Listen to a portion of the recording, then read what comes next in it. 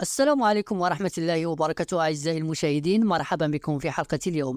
تشهد فرنسا في الأيام الأخيرة إجراءات أمنية غير مسبوقة تزامنا مع مباراة بين منتخبها ومنتخب الكيان الصهيوني. المباراة التي تتجاوز حدود الرياضة لتصبح ساحة للتوترات السياسية. فما الذي يدفع السلطات الفرنسية لاتخاذ كل هذه التدابير المشددة؟ وهل ستتمكن هذه الإجراءات من تجنب حدوث مظاهرات؟ هذه المباراة ليست مجرد لقاء رياضي، بل تحمل أبعادا سياسية حساسة، خاصة مع تصاعد التوترات العالمية والإقليمية حول القضية الفلسطينية. ومع ارتفاع موجة التضامن الشعبي مع فلسطين في أوروبا، يتوقع أن تشهد فرنسا مظاهرات واحتجاجات من مؤيدي القضية الفلسطينية، ما يثير قلق السلطات من حدوث أي تجاوزات قد تهدد الأمن. فرنسا أعلنت عن خطط أمنية مشددة شملت نشر قوات إضافية من الشرطة حول الملعب وفي شوارع المدن الكبرى، كما تم تعزيز نقط التفتيش على مداخل الملعب لمنع دخول أي شخص قد يشكل تهديدا.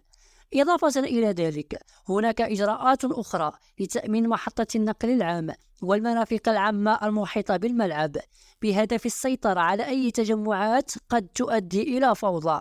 الحكومة الفرنسية تسعى جاهدة لتفادي أي أعمال شغب أو مواجهات بين مشجعي الفريقين أو المتضامنين مع القضية الفلسطينية. فمع زيادة الدعوات لاحتجاج ضد التطبيع مع الكيان الصهيوني، يتخوف المسؤولون من أن تتحول هذه المظاهرات إلى مواجهات مفتوحة، خاصة مع وجود جماعات سياسية متعددة داخل فرنسا تدعم القضية الفلسطينية. على الجانب الآخر، نجد أن الكثير من المواطنين الفرنسيين وبعض السياسيين يرون في هذه الإجراءات تقييدا للحريات، حيث يعتبرون أن حق التظاهر يجب أن يحترم، وأنه من واجب الدولة السماح لهم بالتعبير عن موقفهم السياسي. هذا التفاعل يعكس انقسام الحاصل في الشارع الفرنسي حول القضية الفلسطينية وطريقة التعامل معها في المناسبات العامة. التوترات المحيطة بالمباراة قد تترك أثرا طويلا على المجتمع الفرنسي والأوروبي بشكل عام، فالمشاهدون داخل فرنسا وخارجها سيتابعون كيفية تعامل السلطات مع احتجاجات ومدى قدرتها على ضمان الأمن دون المساس بحرية التعبير. وفي حال وقعت مواجهات، قد يتسبب ذلك في إثارة جدل واسع حول العلاقات السياسية بالرياضة ودور الحكومات في إدارة التظاهرات الشعبية. وفي الختام، الإجراءات الأمنية المشددة في فرنسا تعكس قلقا حقيقيا من تحول مباراة رياضية إلى ساحة للمواجهات السياسية.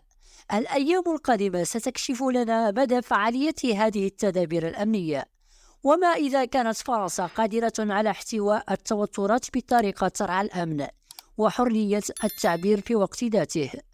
ما رأيكم في هذه الإجراءات؟ وهل تعتقدون أن الرياضة يمكن أن تبقى بعيدة عن السياسة؟ شاركونا آراءكم في التعليقات. وإلى هنا نكون وصلنا إلى نهاية الفيديو، إلى حلقة قادمة بإذن الله.